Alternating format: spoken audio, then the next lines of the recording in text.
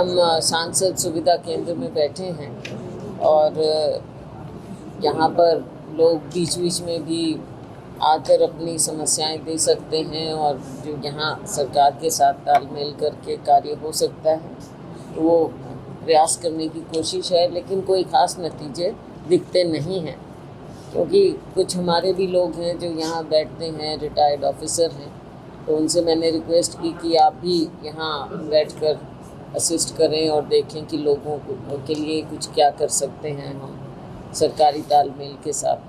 तो कोई बहुत ज़्यादा रिस्पांस यहाँ पर है नहीं। कल इस बात को हम उठाएंगे भी, जो एक एम्प्लॉय भी दिया हुआ है उसको भी काम ढंग से नहीं करने दिया जा रहा यहाँ।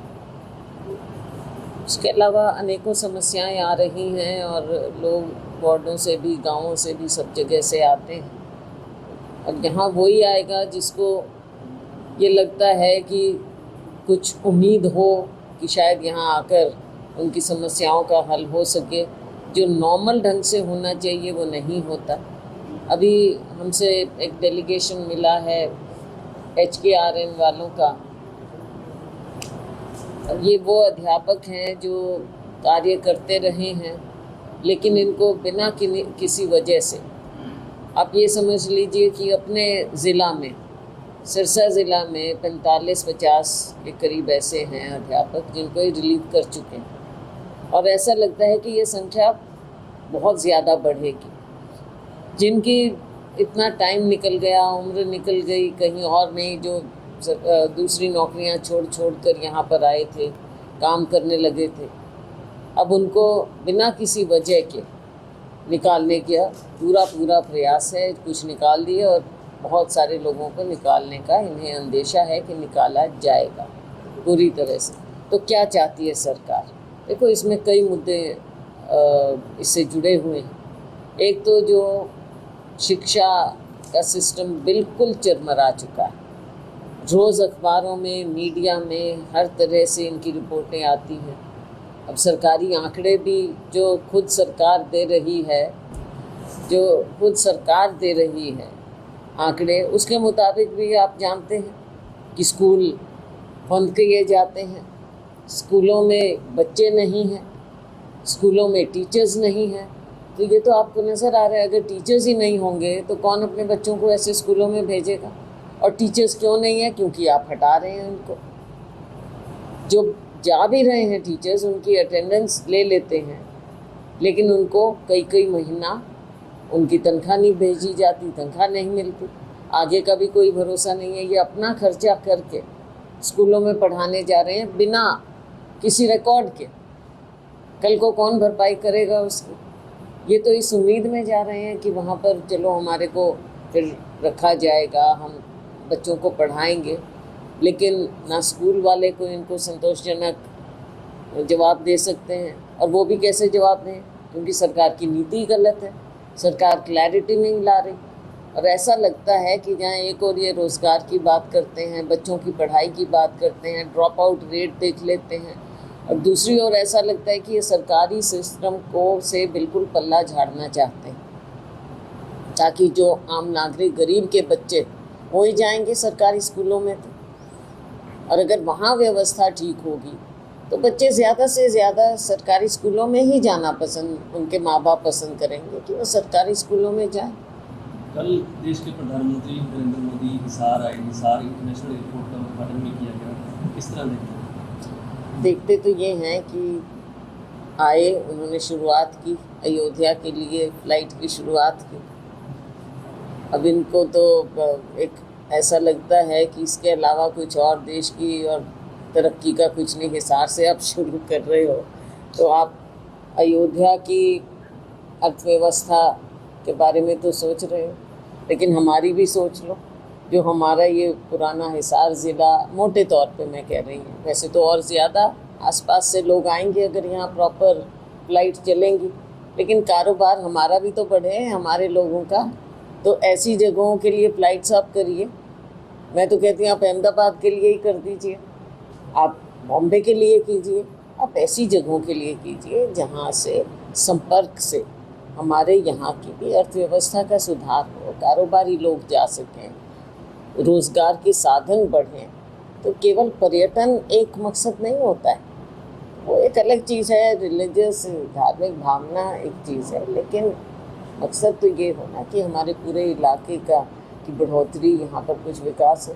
और हम तो उम्मीद लगाए बैठे थे कि माननीय प्रधानमंत्री जी आ रहे हैं और कुछ अच्छी बातें छोड़कर जाएंगे, कुछ लोगों को प्रोत्साहित करके जाएंगे, कुछ हरियाणा को नया तोहफा देकर जाएंगे। अब हरियाणा को कोई तोहफा तो मिला नहीं, कोई पैकेज तो मिला नहीं है। वो बड़ी निराशाजनक विजिट रही है। माननीय प्रधानमंत्री जी ने केवल कांग्रेस पार्टी को बुरा भला बोलने के अलावा तो कुछ हरियाणा के लोगों के लिए कुछ दिया तो नहीं। आप भी लगातार कहते रहे हैं कि कांग्रेस में संगठन में बदलाव होना चाहिए, और भी लोग होने चाहिए। इसी तरह आपके साथ सीनियर नेता हैं, पूर्व मंत्री भी हैं चौधरी वीरेंद्र सिंह, वो भी कह रहे हैं कि कांग्रेस का संगठन नहीं बन पाने की वजह से ही विधानसभा में हार हुई। एक रीज़न देखो ये है, और ये हम पहले से भी कह रहे हैं, आपसे भी बात हुई है कि संगठन की कमी तो देखो किसी भी पार्टी की और कांग्रेस पार्टी को खलती है, as organisation as political party भी खलती है। और दूसरा जो हमारे वर्कर हैं, हमारे लोग हैं जो नीचे ज़मीन पर काम करते हैं, वो और ज़्यादा अच्छे ढंग से सुनियोजित ढंग से काम कर पाएंगे अगर संगठन होगा। तो ये कमी तो है जो 10-12 साल की हमारी कमी है। तो लेकिन अभी फैसला है पार्टी का कि इस साल को जो घोषित किया है कि संगठन के मामलों में हमने पार्टी को बहुत दुरुस्त करना है, तो इस साल में संगठन को पूरी तरह से ठीक किया जाएगा। ये सब मकसद है पार्टी का मकसद। अधिवेशन में 3 प्रस्ताव थे हमारे। एक तो जो मेन प्रस्ताव था, और एक सरदार पटेल पर हुआ, और एक गुजरात पर हुआ। 3 प्रस्ताव थे जिसको सभी ने अनुमोदित किया। आगे की दिशा क्या हो, देखो देश की जो राजनीतिक स्थिति है उसके बारे में अवगत कराना, क्योंकि हम मुख्य विपक्षी दल हैं, वो कराना हमारा फर्ज है, वो भी किया गया। और आगे के लिए हम कैसे सब काम करेंगे वो भी दिशा वहाँ पर आई। पंजाब के लीडर सीनियर लीडर कांग्रेस के प्रताप सिंह बाजवा, उनके FIR हुई है, क्या कहेंगे? किस बारे में? तो उन्होंने बयान दिया था बम ब्लास्ट वगैरह को लेकर, कुछ कितने बम आए हैं पंजाब में, बाकी कहाँ गए, उसको लेकर। ऐसे FIR का क्या मतलब होता है? उनके ऊपर FIR, किस बात की FIR? कौन सा वो कोई ऐसे फॉर्म लेके आए हैं क्या जो आप FIR करोगे? जब कुछ और नहीं मिलता। पंजाब की हालत देखो, पंजाब की स्थिति देखो, और अगर पॉलिटिकल लोग कोई बात उठाते हैं तो उसकी तो इन्वेस्टिगेशन होनी चाहिए, उल्टा उन्हीं के ऊपर आप FIR करोगे। पंजाब की जो स्थिति आज के दिन बन गई है आप पार्टी के सरकार में, दुनिया देख रही है, दुनिया जानती है, और पंजाब के लोग बुरी तरह से त्रस्त हैं। पंजाब में सरकार नाम की क्या चीज़ है? कुछ दिन कुछ दिखावा करते हैं और फिर पंजाब को तो बिल्कुल पीछे की ओर धकेल दिया। सिरसा के विधायक हैं इस समय, जो कोई से किया, वो CM नायब सैनी की तारीफ करते हैं, उनसे मुलाकात भी करते हैं, क्या कहेंगे? देखो मुलाकात तो अपने क्षेत्र की समस्याओं के लिए कोई भी विधायक कर सकता है, वो तो कोई बात नहीं। तारीफ भी करते हैं, लगा वो तो आप उन्हीं से पूछो वो तो आप उन्हीं से पूछो। कांग्रेस का नेता प्रतिपक्ष अभी 2 सेशन बीत चुके हैं, अभी तक नहीं बन पाया। क्या लगता है कि हाईकमान कुछ सोच समझ के ही कर रहा होगा, आगे करेंगे। प्रदेश अध्यक्ष की बदलने की भी दरकार है।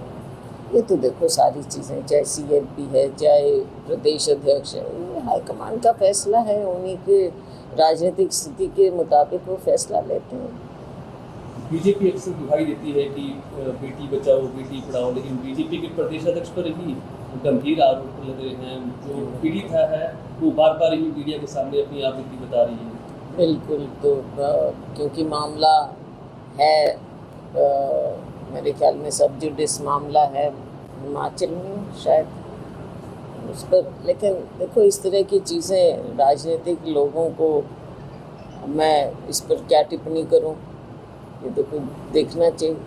और अगर कहीं कोई गलत बात है तो उसकी तो इन्वेस्टिगेशन होनी चाहिए। और खास तौर से महिलाओं के लिए, बच्चियों के लिए आप देखते हैं कि जो एक संवेदनशीलता होनी चाहिए वो नज़र नहीं आती है।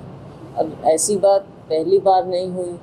भाजपा के कितने नेता कितनी स्टेट्स में आप देख चुके हैं, अपने यहाँ भी देख चुके हैं, इनके मंत्रियों तक पे बड़े बड़े गंभीर आरोप लगे, लेकिन सदन में खड़े होकर मुख्यमंत्री तब भी धड़ल्ले से क्या कहते थे, कुछ नहीं होगा, कुछ एक्शन नहीं। तो फिर आप कहाँ से बेटियों को बचाओगे, बेटियों को पढ़ाओ, ऐसे नारे खोखले नारे देना, जब तक आप ऐसा माहौल क्रिएट नहीं करोगे और खुद बाय एग्ज़ाम्पल लोग इस तरह से जो उच्च पदों पर हैं, अगर ऐसी बातें आती हैं तो ये अच्छी बात तो नहीं है। इसका थोड़ा गंभीरता से सभी को लेना चाहिए, उन्हें खुद भी